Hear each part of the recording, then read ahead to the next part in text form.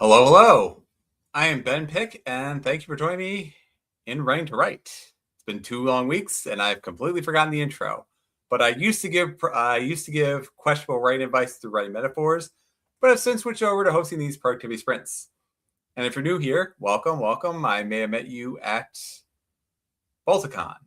I also went to a Philly fan expo this past weekend too, so it has been a busy 2 weeks. But yeah, Balticon was awesome. I obviously could have sold. I obviously could have sold more books, but I sold a decent enough number, and I think with the perfumes, technically, I made my table back. I'm not entirely sure how the math works out. I have to check my math. I haven't done any of that yet because oh boy, has the past 2 weeks been busy. But yeah, I met a whole bunch of good writers. A couple of people walked by the table and were in various stages of their writing career. So some of them had an idea of what they wanted to write, and they were planning on doing that. Some of them had a book, and they were just going around talking to other writers they had a manuscript, and they were going around to different writers trying to figure out how to get that published, and just various strategies. So it was pretty cool to hang out there and just enjoy myself. I also finally went to the aquarium with my wife because she had never been to the Baltimore Aquarium. And that was something I've been promising for a while, but for one reason or another, it was always too difficult to manage, primarily because the Baltimore Aquarium gets very busy over the weekend. So we went there and had some fun. And then this past weekend, we went to Philly Fan Expo with my nephew, and we got to look at some pretty cool comic book art, and we watched a Q&A with Jim Lee, which was really awesome.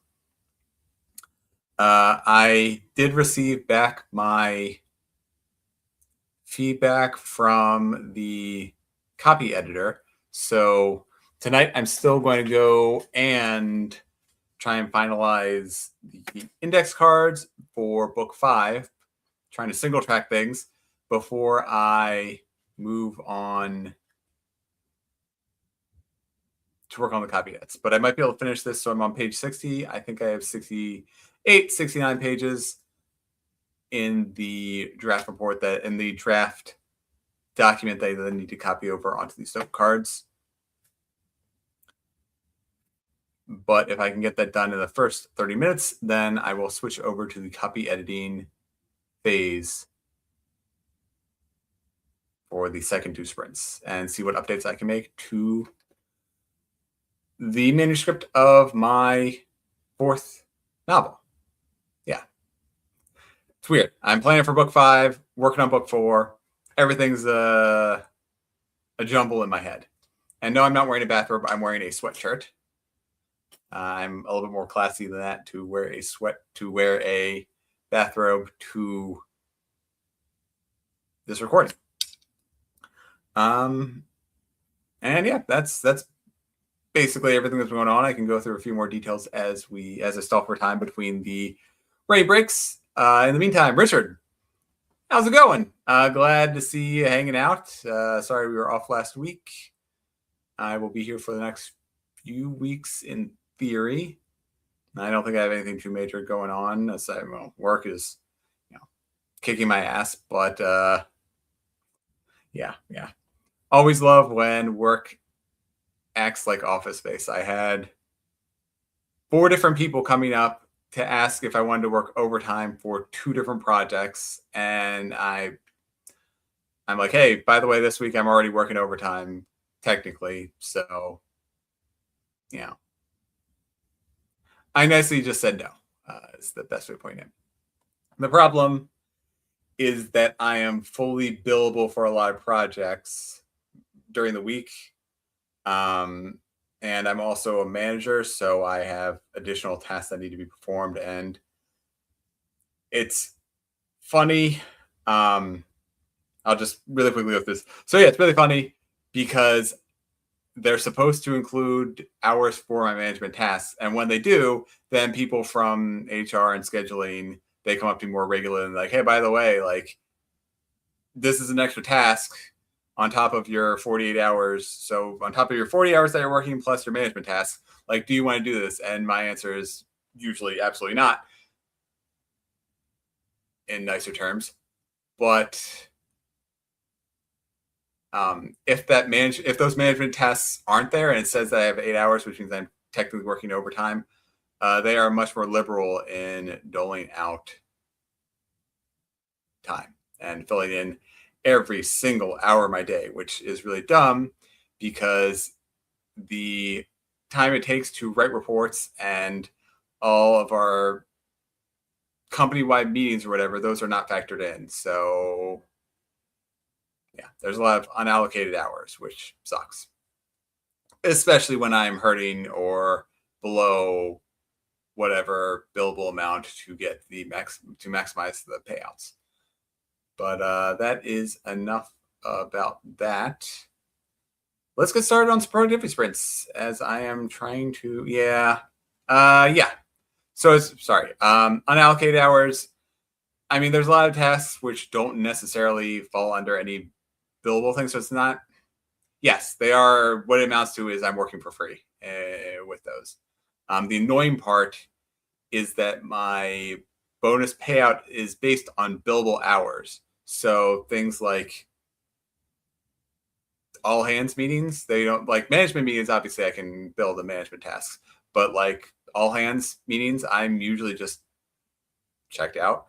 I'm usually actually doing the work that I'm assigned to do instead of paying attention there, which is probably not a good thing to admit when people come up and ask me about those meetings, when the people who I manage ask me about those meetings. But yeah, there's a lot of other random tasks which don't necessarily fall under billable, such as working on reports.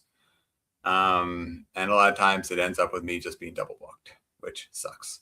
Anyways, I'm going to start doing some fun things like taking notes on my notes. So I will see you all in 30 minutes, and I'm going on mute. Good luck.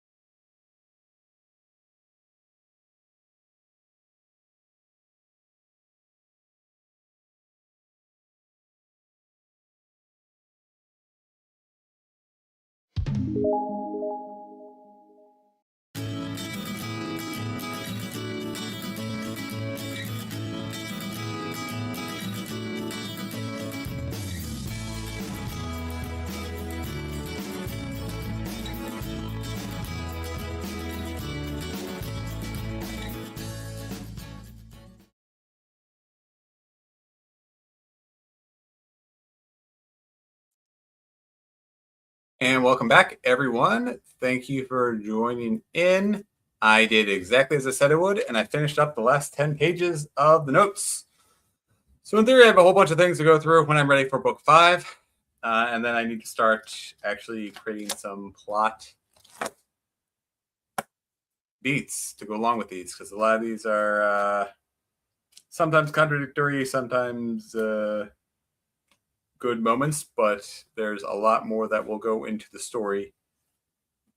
Especially if there's a chance that I bring things home and end the series in book 5. Yeah, book 5. There's a possibility I might try and drag it out to book 6. We'll see. I think I can do maybe 100,000 words, maybe 110, and just kind of call it a day with book 5. We'll see if I have enough plot elements that I think, and character beats. I think I might drag things out. As is one of my big lingering things, I think I could close all of the holes and resolve all the string that gets carried along. The problem I see is that I am introducing a large cast of characters who were kind of present in the previous books, but are expanded upon. So I feel like they deserve a little bit more than that. Now, it's possible I could just focus on the characters that everybody knows at this point and then sort of have the secondary characters and tertiary characters orbiting around them. But I feel like that might not be the best way to do it, or they might feel too rushed. And the last thing I want to do is drop the ball on a series end by rushing things. So something to consider, but something that I will move forward with. And let's see here. But what that does mean is I'm going to start working on the professional edits and recommendations from that. So let me see if I can get this all set up before I start. Annoyingly, I don't think I can do. Oops. Yeah. So I need to just, rather than install, I might just need to Google search this and figure out what I need to do.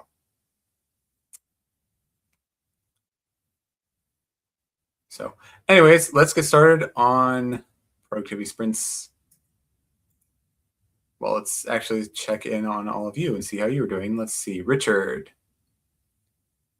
you were doing some admin work and 500 words. Awesome, awesome. And you got to reach out to a cover artist. Cool, cool, cool. Which one was that for? I'm trying to remember what you are working on. So is it Legacy of Iron or The Thaw?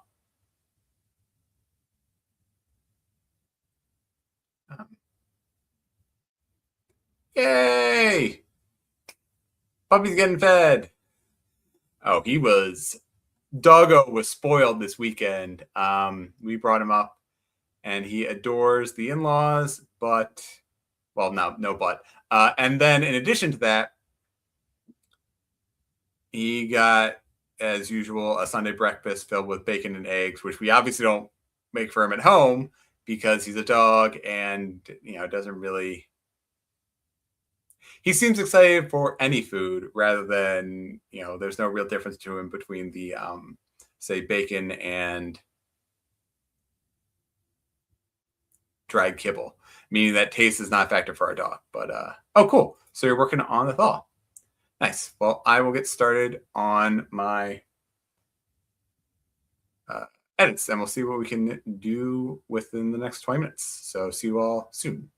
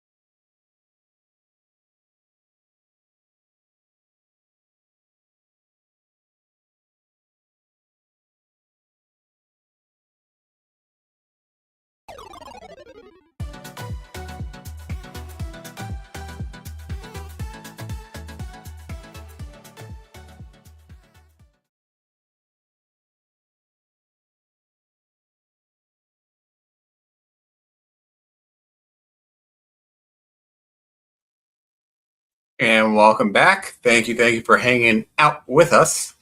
Uh, this is going to be a long one. I am 4 pages into the first chapter, and there aren't a lot of changes, but there are some comments. I want to address certain details within the copy edits so that things persist and so that I address potential issues. Yeah. So this is going to be slow going at the rate I'm moving in. We'll see. It might pick up, hopefully. I'm on page 5 out of 310 because of just how the manuscript is formatted. For a rough tally, I am at about 93,000 words. So it's actually picked up quite a bit. I think in the first manuscript I sent out at the start of the year, it was hovering about the 91,000 mark. And it seems like it's only going to keep going up as I add in little tweaks here and there, and am not necessarily that great at cutting details out to accommodate. So I will add in points of clarity, but I don't necessarily do the best at going through the entire manuscript and figuring out where I need to trim things down.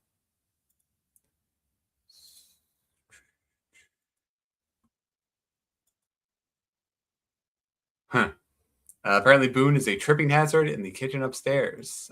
He's a good boy. He just likes hanging out while people are cooking. Primarily because it means he's probably going to get treats, but also because it means that he's close to a person. And I could actually hear him howling outside through the walls because he's got a very deep hound howl. And so I think he's just overly excited because it sounds like maybe my neighbors were out, maybe they're grilling, it's going to be nice warm weather, or maybe they're just outside talking. And either way, he wanted to be part of the action. And no, I'm not. It's not your fault, sweetie. I'm just saying our dog is easily excitable when people are outside or people are nearby.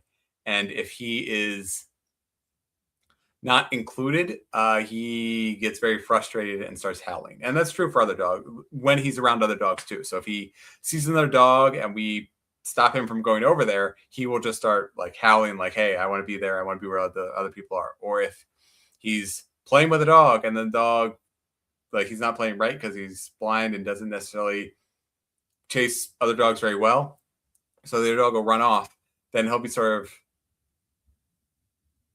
stuck, like looking around for the friend they just made, and he'll start howling to try and bring them back, which is kind of sad.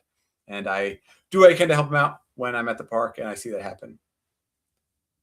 But with that in mind, so we don't go over by too much time, let's do the third and final productivity sprint. So again, if you're here for the first time, this is how I do it. We got a 30-minute sprint, and then 20-minute sprint, and then 20-minute sprint, interspersed with some of the goings-ons in my life. And feel free to chime in, feel free to hang out, feel free to get whatever you want done. We have writing, we have cooking going on. I am talking, and I'm going to get back to working on the edits of my manuscript. So however you choose to spend the time, be as productive as you want, or just sit around and watch videos. Sit around and watch like other videos, I guess, although also have this window open at the same time. And I will see you all in 20 minutes where I close out.